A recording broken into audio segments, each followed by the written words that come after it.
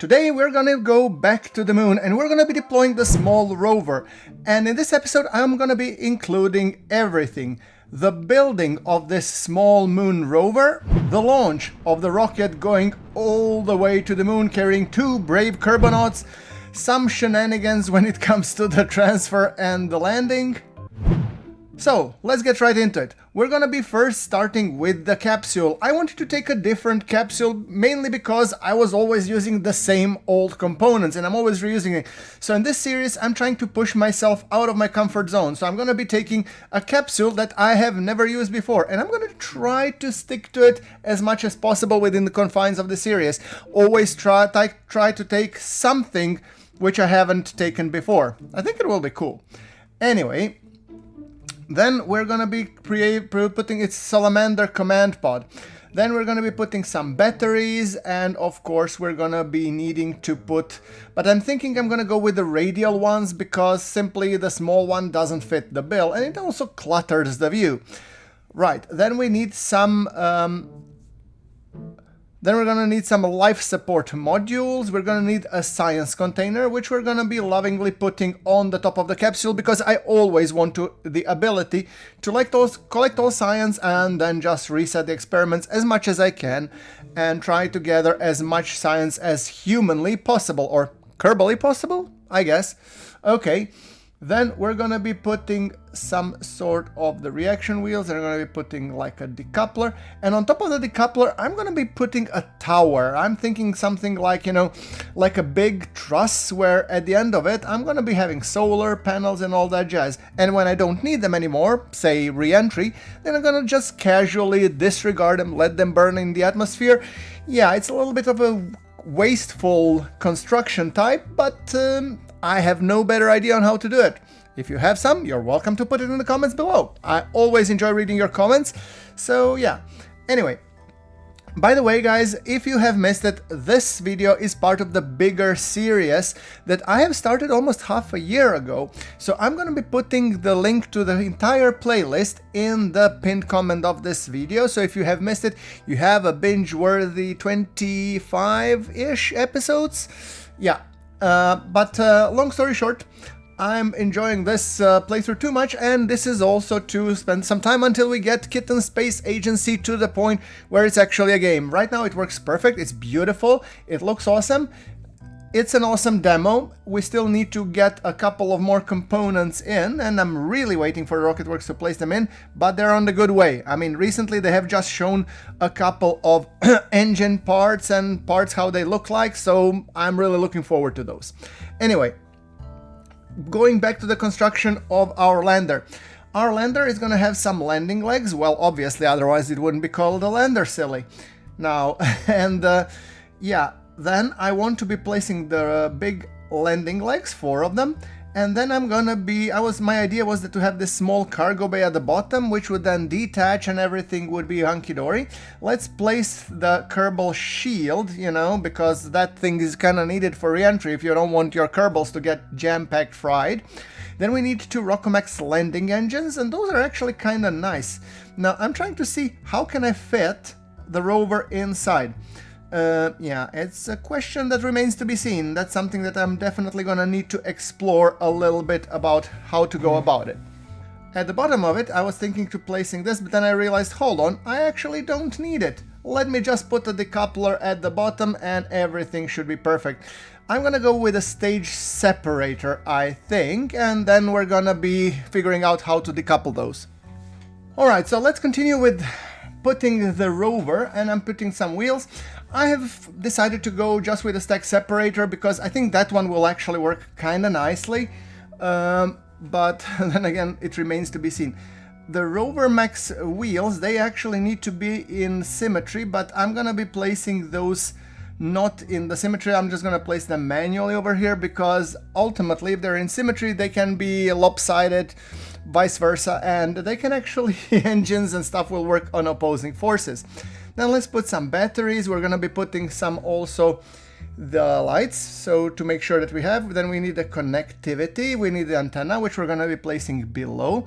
Normally, I would prefer, I actually like the feature of the Kerbal Space Program 2, where you could actually build the rover separate and just connect it.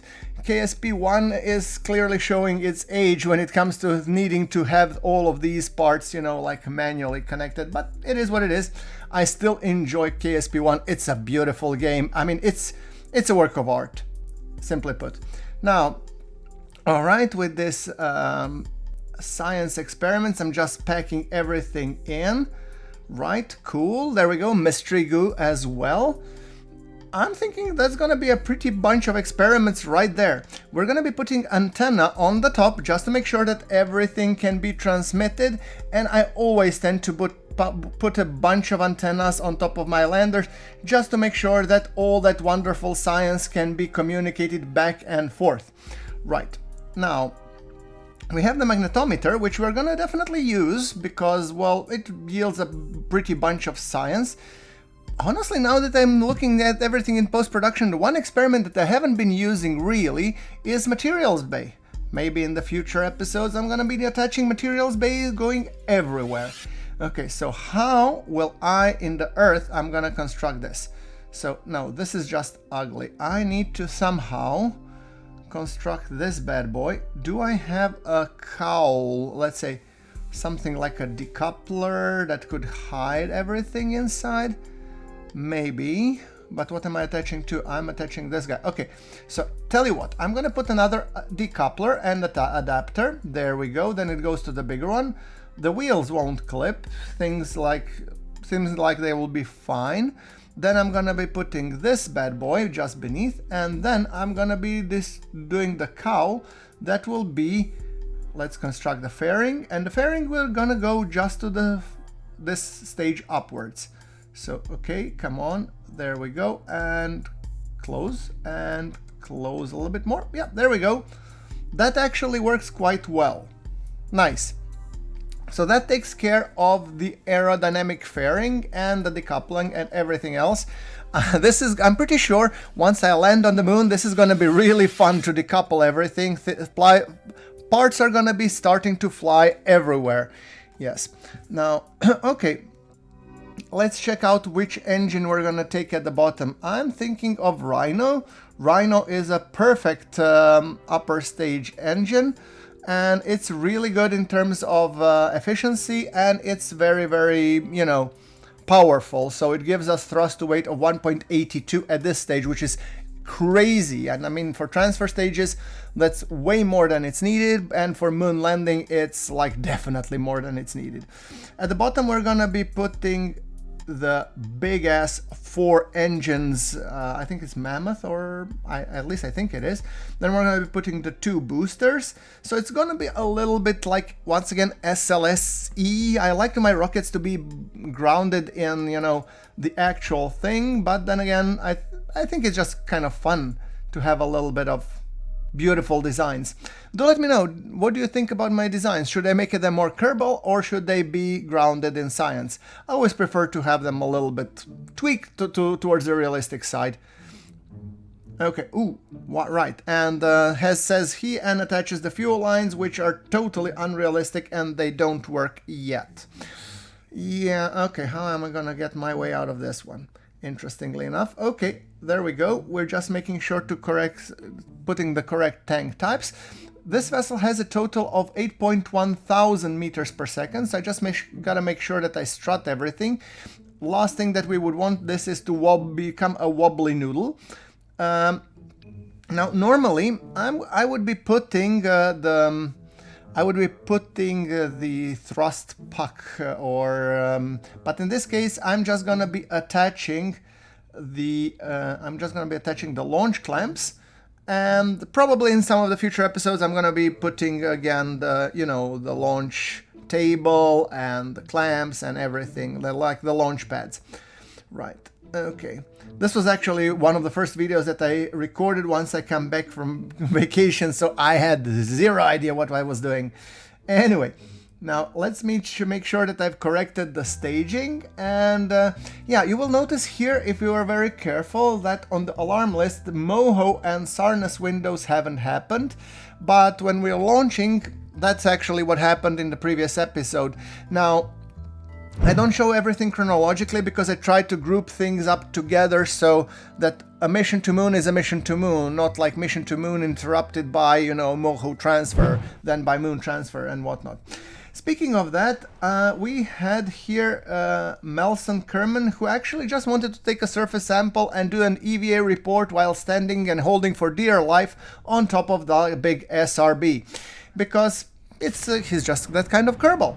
And anyway, with the blast off going into the beautiful sky provided by Blackwreck, we are on our way with Kiltless as the pilot and Melson as the scientist du jour. Melson will be hopefully resetting the experiments on the surface of Moon and probably anywhere else, and hopefully we will just be able to, you know, gather more science that way. Or at least I'm hoping that we will. Anyway, breaking through the sound barrier. Apparently I haven't had my coffee, so I cannot talk. We're going 430 meters per second, and soon enough we'll be dumping the boosters. There we go. Separatrons doing their job, and everything looks beautiful. Apoapsis is at 30 kilometers and rising, and now I think it's time to start pitching downrange. I got a lot of comments that my gravity turns are not aggressive enough, and yeah, to a degree I agree, because, well, I'm not using MacJeb or anything. I fly all of my ascents manually. That's me just pressing like WASD like there's nobody's business. Yeah, right. Okie doke. Now, Kiltless and Melson are going up, and there we go. We are hoping to reach the apoapsis of 100 kilometers. And once that's done, we're gonna be shutting off the engines and we're gonna be coasting, and then I'm gonna be setting up the maneuver node for circularization, of course.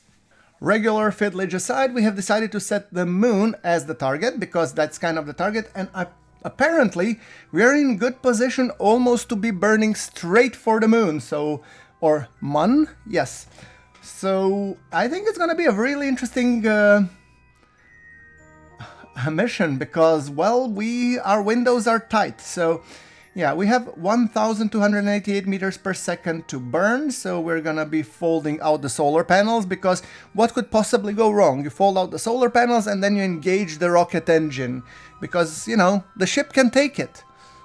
Yeah, I clearly didn't think this through, right? But I mean, it's Kerbal and it's a game and it's fun. Now, speaking of that, we are gonna be thrusting all the way, and we'll have to ditch a stage, at which case the Rhino will take over and the beautiful blue plume that is Rhino will be shown. There we go. Just look how beautiful it looks.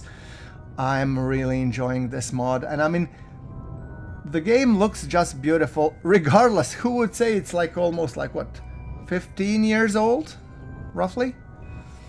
Yeah, look at that. There we go.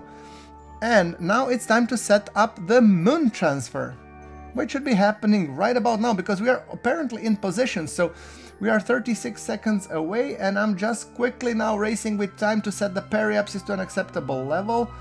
There we go. And the burn is gonna be happening in 19 seconds, or actually right now.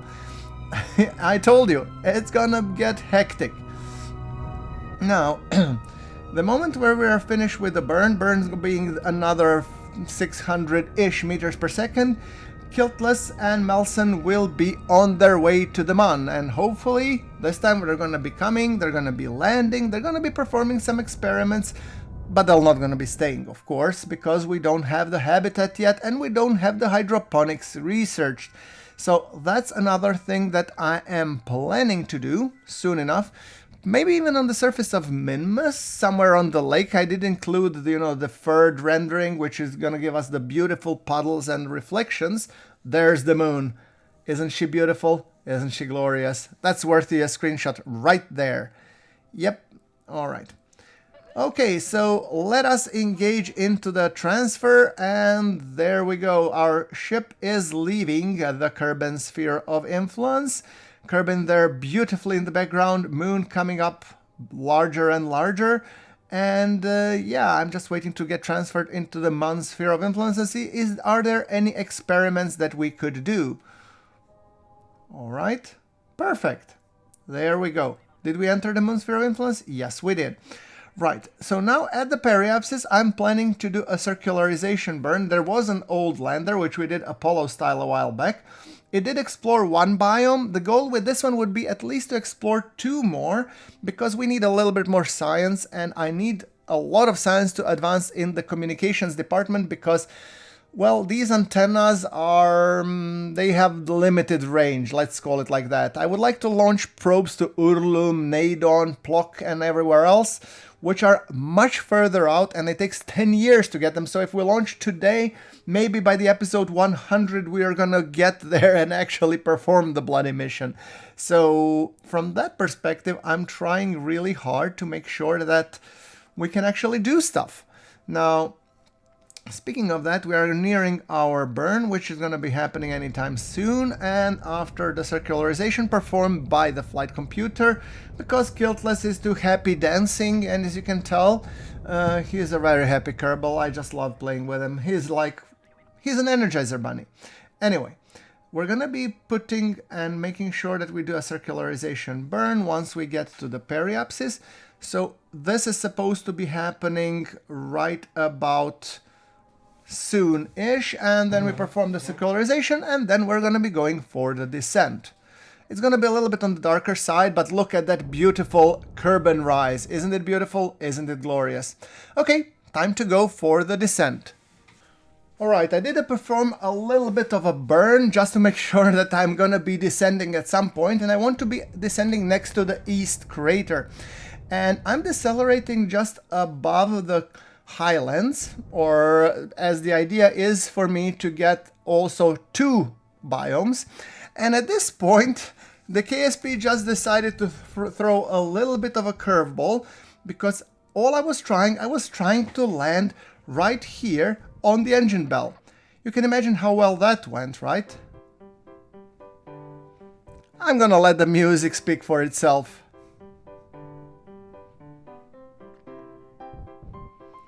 Yes, cancelling out vertical velocity and finding a good place to land might be easier said than done, you know?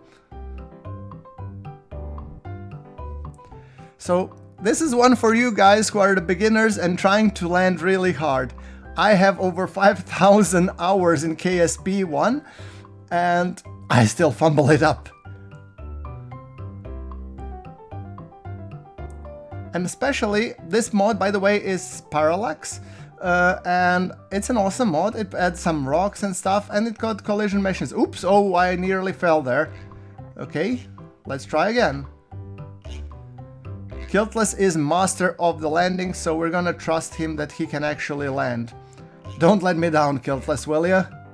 I mean, if this thing tips over, it didn't. Ah, there we go, look at that.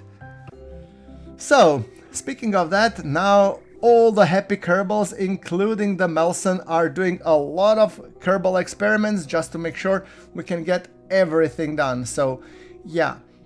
I'm thinking I even want to be ditching the fairings. I'm just trying to see, is there another way how I can access the experiments?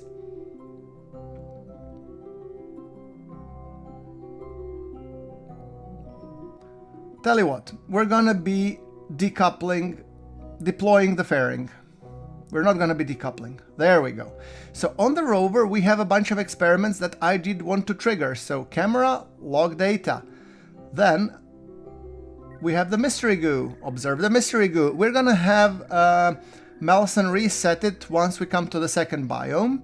There we go. Then we want to be taking up the rover made transfer data, log gravity data. I'm just making sure to gather all that important science because, well, it's gonna give us unlocks in terms of science experiments. Atmospheric pressure scan, don't mind if I do. And I'm transferring everything that I can. The ones that require me to return, I will return. However, these ones are kind of most important to make sure that I get them right, get them performed. And now we're gonna be going to the east crater. Kiltless, hit it, buddy. There we go.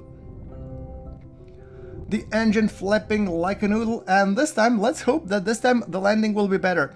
I mean, what am I talking about? Of course it will, because we will be ditching this fuel tank.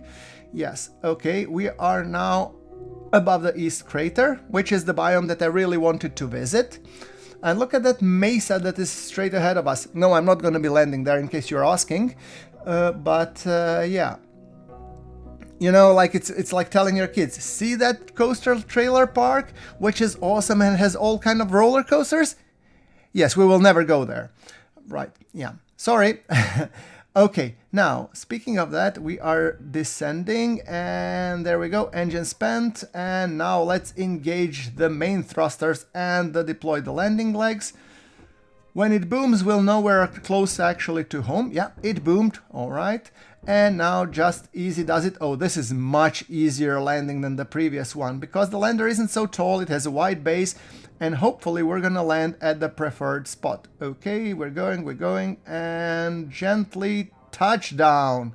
Ladies and gentlemen, the Eagle has landed. Yes, awesome. Now it's time to do a metric crap ton of science. Speaking about that, look at all these wonderful science experiments that we're gonna be collecting. Crew report, transmit the data. What else can we do? EVA report, magnetometer scan. Let's perform all science, shall we? Yes, seismic scan, laser surface scan. Okay, transmit, crew report we did, reset. Transmit the telemetry report, shall we? Yes. Temperature scan, we're gonna transmit that one too. Gravity scan, yes, by all means, 24 science. Atmospheric pressure scan, well, is there an atmosphere on the moon? I don't know. Data camera, yes. Seismic scan, we all do care about it. And magnetometer scan, perfect. Observe that the mystery goo hasn't been performed, nor the EVA report, nor the science sample. So those two we need to do manually. However, I just wanted to post a couple of, screenies. I wanted to make sure that everything works fine. And then we're going to be deploying the rover. How? Well, very gently. And by very gently, I mean we're just going to drop it. Well, who am I kidding? Okay. Now, before decoupling, I want to disable the motors, because clearly motors have been enabled and for some reason they are really, going for it. So I don't want any unwanted wheelies or acrobatics the moment rover drops down. After all, we at the Kerbal Space Agency at GrunfWorks, we are very careful with our experiments. We take everything seriously. If only. Now, let's decouple this and let's hope nothing falls down. Okay. Guys, did somebody pull the handbrake? Okay, maybe we should be pressing the handbrake at some point. Let's just gently get out of the sphere of influence. Take a look at this. It looks just awesome. All right, turn a little bit left, and then we're going to be toggling the brake. Yeah, this looks cool. I'm pretty happy with how it looks. Perfect. We're going to be toggling the brake, and then we're going to make sure that this thing stays there. Yeah, okay. Mystery goo still needs to be performed. We mustn't forget that. And also, we need to pick it up with our science guy, and we need to make sure that it gets in there. However, we have successfully landed, and that's a pretty huge milestone. I mean, I know that my first land, I still remember vividly my first landing on the moon. It was a lander, and it ended up lopsided. But I was so damn proud. I mean, landing on the surface of the moon without crashing and making my Kerbal into a green goo splat smeared all over my windscreen. Yeah, I know, it's vivid. What can I tell you? It's graphic. Okay, we're gonna be taking the surface sample, doing the EVA report, and sticking up the flag. There we go, beautiful. East Crater conquered. There we go, we did it, yay! Okay, I think with that thing being said... Oh, are your hands on fire? Oh, it just gets me every time. Yeah, alright.